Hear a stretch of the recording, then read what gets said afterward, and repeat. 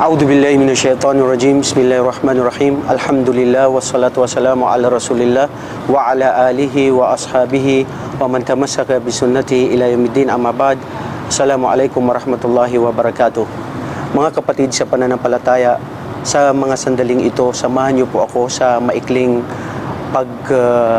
sasalaysay patungkol sa sinasabing Ramadan o ang sinasabing siyam sa wikang Arabic, na kung tawagin sa wikang Tagalog na ito ang pag-aayuno.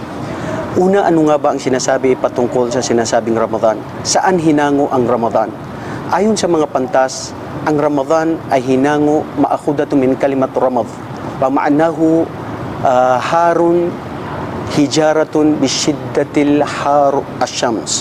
Ang ibig sabihin noon ay hinango ito sa kataga na salita na Ramad, nang ibig sabihin ay ang pag-init ng bato sa matinding init ng araw.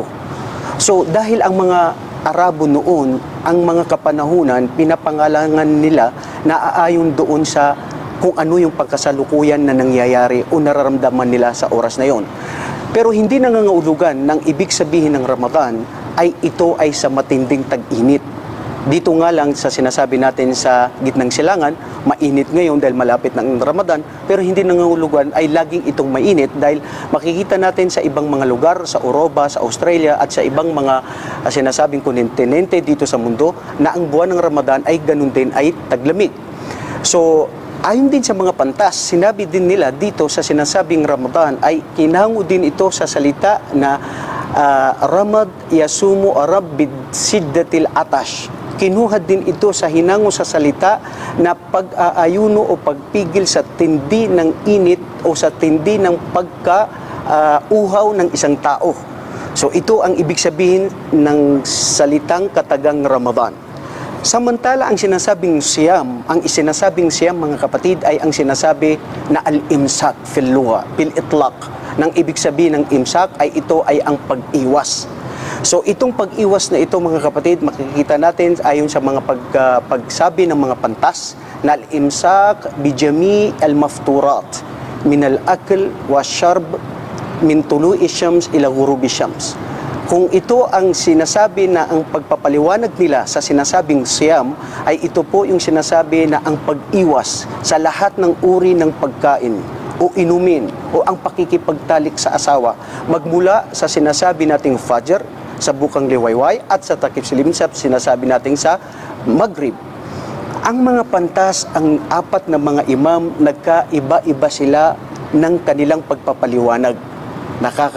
Mangha po ang mga pagpapaliwanag nila. Una, ang sinabi ni Imam Abu Hanifa, Indal Hanbali, yaqul anna sawm huwa imsak an shay'in maksusin kal akl wa sharb wal jima wa maksusatin jami'a. Ang ibig sabihin po noon ay ang pag-iwas sa lahat ng mga bagay na espesipiko, katulad ng pag-iwas ng pagkain, katulad ng pag-inom o pakikipagtalik sa asawa, na mayroon itong mga espesipiko na mga kondisyon. Yun kay Imam Hanafi. Sinabi naman po ni Imam Maliki, ang sabi niya, al-siyamu huwa imsaku an syahwatil batan wal farj wa ma yaqumu biha maqamu mukhalifun al-wadi. Na ang ibig sabihin po ng pagpapaliwanag ni Imam Maliki, ito daw po yung pag-iwas doon sa pagnanasa ng lamang loob ng tiyan, o di kaya ay ang mga pag-iwas doon sa pagnanasa ng maselang bahagi ng parte ng katawan ng tao, na ang pag-iwas nito ay pagsunod lamang ito fi ta'atil maula. Ang pagsunod dito ay dahil sa kagustuhan o pagsuko sa nag-iisang Diyos, ang Allah subhanahu wa ta'ala. Samantala ang pagpapaliwanag naman po ni Imam Shafi'i, imsaku maksusun min syai'in maksusun min syaksin maksus. Ito naman do yung pag-iwas ng mga espesipikong mga bagay sa isang tao na espesipiko siya, dahil ang pag-aayuno na ito ay espesipiko na tinatanggap lamang ito doon sa taong siya ay Muslim, may tamang pag-iisip at nasa tamang gulang at nandoon siya sa magandang pangangatawan at nandoon siya sa mukim. Ibig sabihin, nandoon siya sa lugar kung saan siya hindi siya naglalakbay. Napakaganda rin po ng pagpapaliwanag ni Imam Shafi'i. Pero sa huling imam na si Imam Ahmad ibn Hanbal, ang pagpapaliwanag po niya ay imsak an syai'in maksusin fi waqtin maksus. Ito daw po ang pag-iwas sa espesipiko na mga bagay sa oras na espesipiko na dapat itong pag-iwas. Kung bubuuin po natin ang lahat ng pagpapaliwanag ng apat ng mga imam, ayon sa ating nasabi kanina, ito yung pag-iwas o pagpigil sa lahat ng anumang uri ng pagkain o inumin magmula ng Fajr hanggang Maghrib o di kaya ay ang pakikipagtalik sa asawa. So makukuha po natin ang hango, ang siyam sa Suratul Maryam. Sa Suratul Maryam, nabanggit po ni Birhing Maria na ito ay sinabi niya na ang Allah subhanahu wa ta'ala sa kanyang pagsasabi, Ba'da a'udhu billahi minasyaitanir rajim, inni nadhartu lirrahmani sawma falan ukalliman nasa al-yawma falan ukallima al-yawma insiya. Ang sabi po ni Maria, ako ay nagpanata sa aking Panginoon na ako ay mag-aayuno. Nagpanata ako sa mahabaging Allah na mag-aayuno na pagpipigil na hindi magsasalita, falan ukallimal yawma insiya, na wala akong kakausapin kahit sinong tao. So makikita po natin doon yung saum, doon sa sinasabing pagpigil o di kaya ang pag-iwas sa pagsalita ni Maria dahil sa pagbabalik lugar niya doon sa kanyang pinanggalingan kung saan maraming mga taong pagsasabihan siya ng masama at ituturo niya ang kanyang anak kaya hindi po siya magsasalita. Yun po ang ibig sabihin ng sinasabi nating Ramadan at ang Siyam. Ano naman po ang sinabi ng Allah subhanahu wa ta'ala patungkol dito sa sinasabi nating pag-aayuno? Ang Allah subhanahu wa ta'ala, sinabi niya sa banal na Quran, sa Suratul Baqarah, A'udhu billahi minasyaitanir rajim, Ya ayyuhalladhina amanu, kutiba alaykumus siyamu kama kutiba alal ladhina min qablikum la'allakum tattaqun.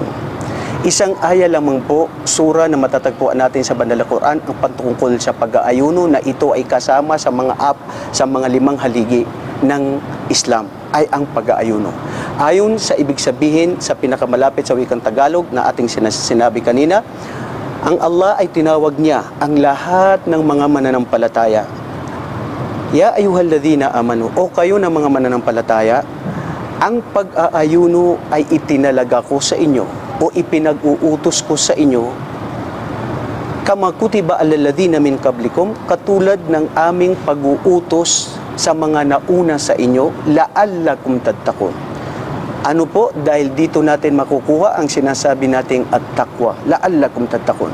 Dapat po natin maintindihan, mga kapatid sa Islam, ang lahat ng mga pag-uutos ng Allah, ang lahat ng mga bagay na sinabi niya sa Quran, ipinag-utos ng Propeta sallallahu alaihi wasallam, ito po ay nakakabuti sa sangkatahuan, lalong-lalo na sa mananampalataya. Samantala, ang lahat ng mga bagay na kanyang ipinagbawal, ito rin po ay makakabuti sa sangkatahuan, lalong-lalo na sa mga Muslim na mananampalataya, na ipagbawal nila kung anuman ang mga bagay na ipinagbawal ng Allah at ipinagbawal ng mahal nating Propeta Muhammad alayhi afdalu salam doon sa mga nabanggit sa kanyang mga hadith.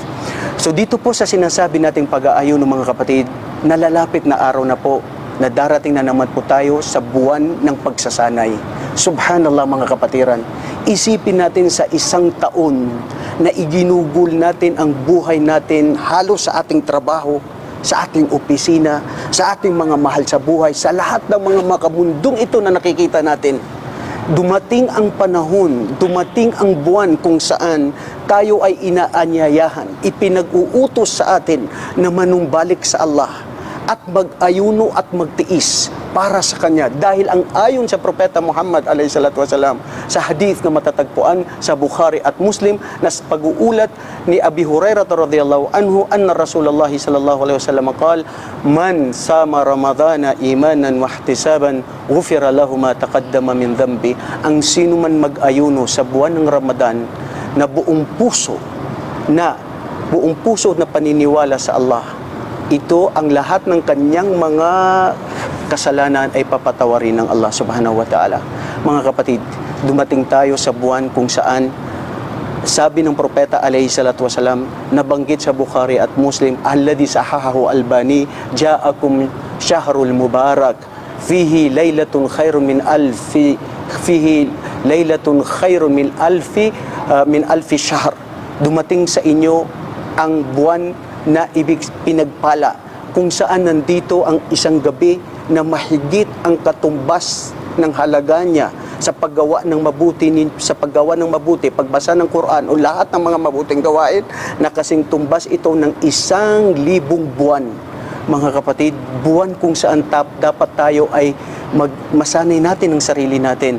Igugol naman natin ito para manumbalik sa Allah, magsisi sa ating mga kasalanan, oras ng pagbabago para makuha natin ang sinasabi nating kapatawaran ng Allah at makuha natin at matamasa natin ang tunay na sinasabi nating ang pagkatakot sa Kanya, dahil yun po ang isa sa mga layunin ng sinasabi nating buwan ng Ramadan.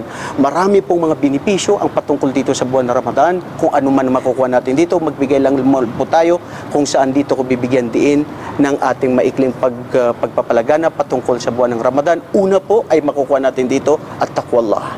Makakamtam natin, matatamasa natin ang sinumang mag-ayuno. Ang Allah subhanahu wa ta'ala ay papatawarin siya sa kanyang mga kasalanan, magiging mamatakutin siya sa Allah, dahil isipin mo mga kapatid, nagugutom ka, nag-ayuno ka, pinigilan mong sarili mo, pagkagutom mo, pagnanasa mo sa asawa mo, dahil lang sa Allah, ang nag-iisang Diyos. Kung baga, ikaw mismo ang sarili mo, nagkakaroon ka ng self-awareness na kung itong mga bagay na pwedeng gawin pag hindi buwan ng Ramadan, bakit hindi natin ito hindi pwedeng ipagpatuloy yung mga binimisyo na pagtitiis natin. Ang sabi din ng hadith ng Propeta sallallahu alaihi wasallam, kung sino man ang magsalita sa inyo ng masama sa buwan ng Ramadan, ang Allah subhanahu wa ta'ala ay hindi siya nangangailangan ng pagkagutom ng isang tao o ang inyong kapaguran. Man lam yada qawla zur wa amalan bi falaysa lillahi hajatun an yada ta'amahu wa syarabahu. Ang sino man hindi niya pigilan ang mga masalitang salita o mga gawain, ang Allah ay hindi nangangailangan sa inyong pagkagutom o anuman, dahil ang tunay na turo ng Ramadan mga kapatid ay ang pagkatakot sa Allah at ang mga pagdisiplina sa ating sarili, kung saan dito ang Quran hudal linnas wa rahmatan lil alamin, syahru Ramadan alladhi unzila fihi al-Quran. Ito yung buwan ng Ramadan kung saan ang Quran ay ipinadala sa sangkatauhan, na pag binasa natin dito ang Quran, lalo pang gagawin ng Allah ng maraming mga gantimpala. Ayon sa nabanggit sa hadith ng Propeta sallallahu alaihi wasallam, tudha'afu ila 10 ila 70 wa 700 tudha'aful a'mal salih. Ang ibig sabihin nun mga kapatid, ang mga gawain natin sa buwan ng Ramadan, gagawin ito 10, 70 habang 700 times ang reward na ibibigay ng Allah subhanahu wa ta'ala. Ayon din sa pagpapaliwanag ng Propeta Muhammad sallallahu alaihi wasallam, ang gawaing mga sunnah, mga optional na gawain na kalugod-lugod sa Allah, ang kanyang gantimpala na katumbas ay para kang gumawa ng wajib. Saan lamang yung matatagpuan? Sa buwan ng Ramadan. Mga kapatid, ilingin natin sa Allah na sana dumating itong buwan ng Ramadan na tayo lahat ay makapag-ayuno, mabago natin ang ating sarili at maging tayo ay malapitin sa Allah at matakutin sa Allah, at mabago natin ang ating mga sarili sa anumang mga kasamaan nito. Nawa ang mga sandaling ito mga kapatid, nakuhanan po natin ng aral, pagpalain tayo ng Allah, bigyan tayo ng mahaba pang buhay sa paggawa ng mabuti, at ito ay para sa Kanya. Subhanakallahumma wa bihamdik, asyhadu an la ilaha illa anta, astaghfiruka wa atubu ilaik. Assalamualaikum warahmatullahi wabarakatuh.